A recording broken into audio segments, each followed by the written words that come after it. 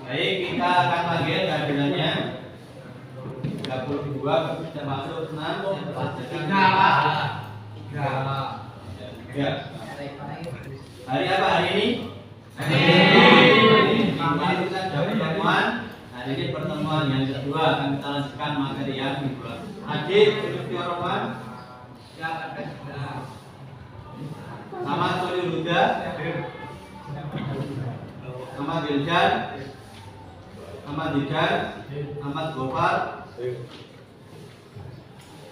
Andika, Anggi, Bima, Cindy, Diva, Zaki, Farad, Dali. Ya, terima kasih untuk yang tidak hadir atau izin dan sakit. Kita doakan cepat sembuh, minggu depan bisa kembali ke sekolah untuk bersama-sama mencari ilmu sama kalian. Amin. Kita akan motivasi pagi dulu untuk menyemangati pembelajaran pada pagi hari ini. Semua berdiri, kita motivasi. Siapa yang ingin sukses? Saya. Siapa yang ingin sukses? Saya. Menjaga, wajaga. Menjaga, wajaga. SMK bisa. SMK hebat. SMK bisa tuh Industri bisa hebat. Silakan kembali. Ya, anak sekalian, kita akan melanjutkan materi di kelas 12 ini. Kalian akan mempelajari tentang pernikahan dalam Islam, ya. Pernikahan dalam Islam. Saya tanya dulu sama kalian. Kalian pernah mendengar kata nikah? Nikah itu tidak asing di telinga kita. Ya. Saudara kalian pasti ada yang sudah pernah menikah. Kalian pernah mengikuti ataupun menyaksikan proses akad nikah? Pernah. Ya, di situ dilaksanakan prosesi akad nikah yang diantaranya melibatkan yang namanya rukun nikah. Jadi kalau prosesi akad nikah itu harus menghadirkan syarat dan rukun nikah, ataupun rukun nikah diantaranya yang pernah kita pelajari, yaitu yang pertama harus ada calon suami, yang kedua calon istri, yang ketiga Dua saksi. wali, yang keempat dua orang saksi, yang kelima ijab dan kabul. Baik, untuk materi hari ini yaitu pernikahan dalam Islam akan kita ulas kembali, akan kita pelajari. Silakan dilanjutkan. Ya, dari bab pernikahan dalam Islam ini, kompetensi dasar yang harus kalian kuasai adalah memahami ketentuan pernikahan dalam Islam. Yang kedua, memeragakan tata cara pernikahan dalam Islam. Itu. Kemudian lanjut. Nah, yang pertama kita pelajari dari pengertian pernikahan, ya. Ya, untuk pengertian pernikahan saya ingin Mas Farel mengartikan apa itu nikah. Perkawinan yang dalam istilah agama disebut nikah ialah melakukan suatu akad atau perjanjian untuk mengikatkan diri antara seorang laki-laki dan wanita untuk mengadakan hubungan kelamin antara kedua belah pihak. Ya, terima kasih. Beri tepuk tangan untuk Mas Farel. Nah, itulah pengertian sekalian. Untuk selanjutnya akan kita pelajari yaitu tentang hukum pernikahan. Ya, asal muasal hukum pernikahan yang pertama yaitu adalah jaiz. Jaiz artinya adalah boleh. Jadi pernikahan itu asal hukumnya boleh. Yang kedua, hukum pernikahan bisa menjadi sunat ataupun sunnah. Sunnah bagi orang yang berkehendak serta cukup nafkah, sandang, pangan dan lain sebagainya. Kemudian hukum pernikahan yang ketiga adalah wajib. Nah, saya soal kepada Mas Indrawan, kenapa bisa disebut wajib pernikahan itu?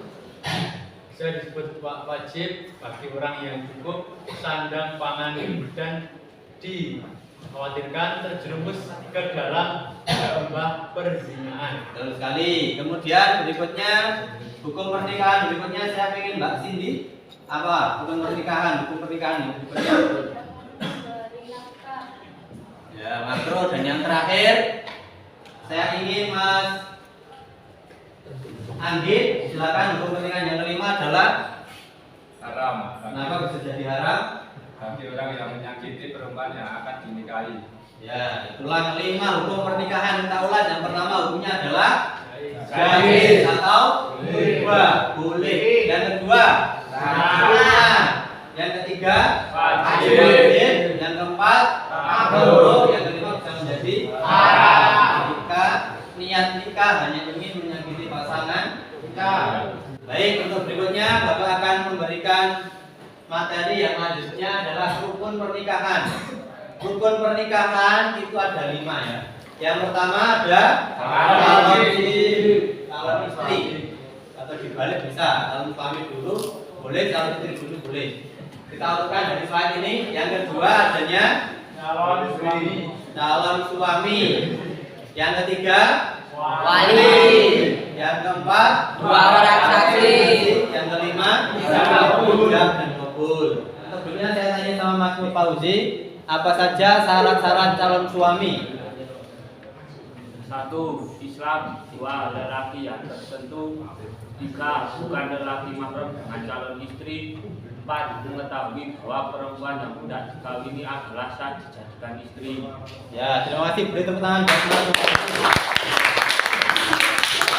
Untuk berikutnya Bapak sampaikan tentang tujuan pernikahan. Jadi nikah itu ada tujuannya. Ya, yang pertama nikah itu tujuannya untuk menyalurkan naluri seksual yang kuat dan keras yang selamanya menuntut adanya dalam keluar. Jadi dengan pernikahan manusia bisa menyalurkan naluri seksualnya dengan cara yang sah dan berpahala ketika menikah. Yang kedua, menikah menjadi jalan terbaik untuk membuat anak-anak menjadi mulia. Jadi membuat anak-anak menjadi anak yang soleh dan solihah lewat jalur pernikahan. Yang ketiga, selanjutnya setelah menikah akan mendapatkan hak dan kewajiban masing-masing antara suami dan istri. Kemudian tugas dari suami dan istri akan saling bersama-sama membagi tugas untuk membina keluarga sakinah mawaddah dan warahmah. Ya. Tujuan pernikahan berikutnya adalah dapat membuahkan tali kekeluargaan ataupun memperbanyak keturunan, mempererat tali silaturahim antara keluarga si laki-laki dan keluarga si perempuan. Tuh. Berikutnya kewajiban suami. Saya akan bertanya kepada beberapa anak untuk kewajiban suami. Apa saja kewajiban suami menurut laki? Yang pertama, Memberi nafkah, memberikan tempat tinggal kepada istri dan anak-anaknya sesuai dengan kemampuan yang diusahakan secara maksimal. ya, yang kedua, Bergaul dengan istri secara makhluk, yaitu dengan cara yang baik dan patuh, misalnya dengan kasih sayang, menghargai, memperhatikan dan sebagainya. ya, kemudian yang ketiga, Memimpin keluarga dengan cara memelihara semoga semua anggota keluarga dengan bertakwa. dan yang keempat, Membantu istri dalam tugas sehari-hari, terutama dalam mengasuh dan mendidik anak-anaknya agar menjadi anak yang soleh. ya itulah beberapa kewajiban dari suami. Ya, betul sekali. Khususnya anak sekalian, setelah Pak Guru telah sampaikan materi belajar tentang pernikahan dalam Islam, untuk selanjutnya Bapak akan memberikan tugas berdiskusi dan presentasi untuk kalian mendiskusikan dan mempresentasikan materi yang sudah Bapak berikan kepada kalian. Nanti dimulai dari kelompok 1, 2, dan 3. Baik, untuk itu akan saya berkelompok. Untuk kelompok 1 4 siswa, itu dari kelompok ini, kelompok 1, kelompok 2, kelompok 3, dan kelompok 4. Ya, setelah itu nanti kita akan presentasikan. Terima kasih. Kalian silakan diskusikan untuk presentasi di depan kelas. Untuk berikutnya, persiapan kelompok 1, 2, dan 3 mempresentasikan hasil diskusinya sesuai dengan tugas yang sudah saya berikan. Silakan kelompok 1 maju. Perkenalan dan pembacaan hasil presentasinya.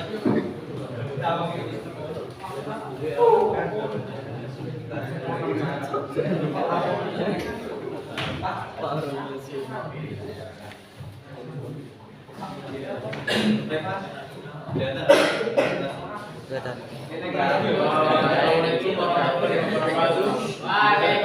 warahmatullahi wabarakatuh. Kami di sini ingin mempresentasikan apa yang disampaikan oleh Pak Arwan tentang materi pernikahan. Sebelumnya kami akan memperkenalkan diri. Saya Muhammad Gunawan. Saya Satya Cahaya Pamungkas. Kemudian di sini kami akan membacakan pengertian pernikahan. Begitu, pernikahan adalah melakukan suatu akad untuk mengikatkan diri antara laki-laki dan perempuan untuk menghalalkan hubungan kelamin antara kedua belah pihak. Terima kasih. Itu materi yang bisa kami sampaikan. Sebelumnya kami mohon maaf yang sebesar-besarnya. Assalamualaikum warahmatullahi wabarakatuh. Ya, tangan yang mulia untuk satu. Waalaikumsalam warahmatullahi wabarakatuh. Perkenalkan, nama saya Zaki Maulana. Saya Ahmad Solehuddin. Saya Fikri Wicaksana. Kami di sini akan mempresentasikan hasil diskusi tentang hukum pernikahan. Yang pertama yaitu jaiz, kedua sunat, ketiga wajib, empat makruh, kelima haram. Demikian presentasi dari kami. Bila ada kesalahan mohon dimaafkan. Dari Taufik Walhidayah. Wassalamualaikum warahmatullahi wabarakatuh. Waalaikumsalam warahmatullahi wabarakatuh. Assalamualaikum warahmatullahi wabarakatuh. Kami dari kelompok 3 akan mempresentasikan hasil diskusi kami. Nama saya adalah Lutfi. Hasil diskusi kami adalah hukum pernikahan, yaitu suami, wali, dua orang saksi dan Ya, anak-anak sekalian, itulah seluruh materi dari pembelajaran hari ini tentang pernikahan dalam Islam. Bapak sudah sampaikan materinya. Kelompok 1, kelompok 2, kelompok 3 juga sudah mempresentasikan hasil diskusinya. Maka dari itu, untuk selanjutnya Bapak akan kasih LKPD, lembar kerja peserta didik, yang akan saya kirimkan lewat Google Form untuk kalian kerjakan sebagai bahan latihan soal ataupun evaluasi pembelajaran pernikahan dalam Islam. Kita akan langsungkan akad pernikahan antara Siti Fatimah dengan saudara Indra Kurniawan. Itu saya sebagai pengurus kantor urusan agama Kecamatan Lindusari akan bertanya kepada Bapak Wali nikah Bapak Adik Siti Fatimah. Apakah Bapak akan menikahkan putrinya sendiri? Saya akan pernikahan saya. Ya, Bapak yakin mewakilkan pada saya? Ya, maka dari itu saya terima amanah dari Bapak untuk mengangkat menikahkan putrinya yang atas nama Fatimah.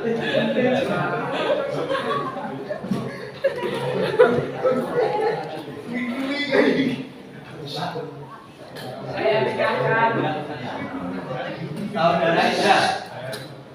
Saudara saya nikahkan dan saya kawinkan dengan Siti Fatimah binti Lingga Kurniawan yang perwaliannya telah mewakilkan kepada saya dengan mas kawin seperangkat alat sholat dibayar tunai. sah. Saya terima nikah dan kawinnya saudara Siti Fatimah dengan mas kawin seperangkat alat sholat dibayar tunai. Bagaimana saksi?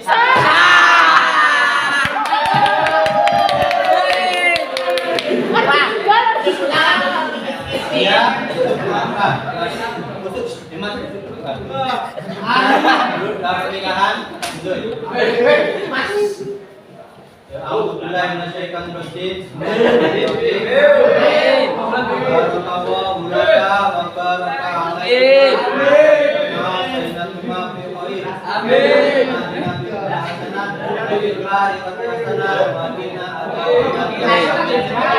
Oke, sebelum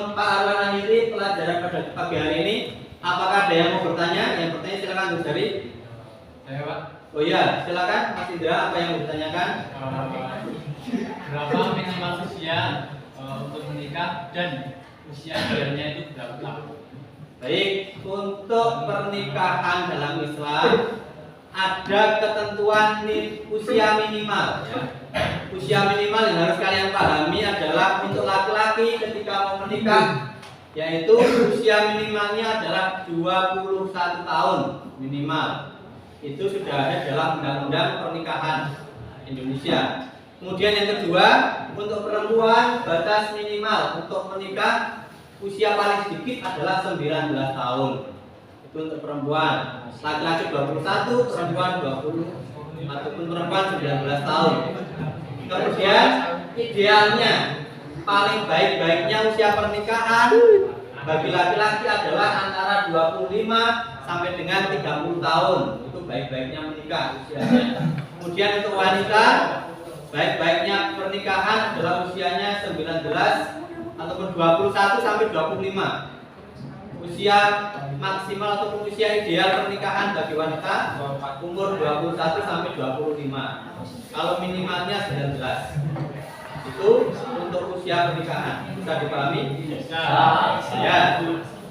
Untuk berikutnya, karena waktu belajar sudah habis, marilah kita tutup pembelajaran pada pagi hari dengan baca doa kifaratul majlis bersama. Silakan tangan pada amin kita untuk tutup pembelajaran pada pagi hari ini. Ya, kita membaca doa kifaratul majlis. Bismillahirrahmanirrahim. Subhanallahumma wa bihamdika asyhadu an la ilaha illa anta astaghfiruka wa atubu ilaik. Rabbana atina fid dunya hasanah wa fil akhirati hasanah wa qina adzabannar. Demikian nanti lembar kerja peserta didik ataupun soal evaluasi bisa dikerjakan di rumah sebagai PR. Karena waktu sudah habis, Bapak akhiri pertemuan pada pagi hari ini dengan baca hafalan bersama-sama. Alhamdulillah.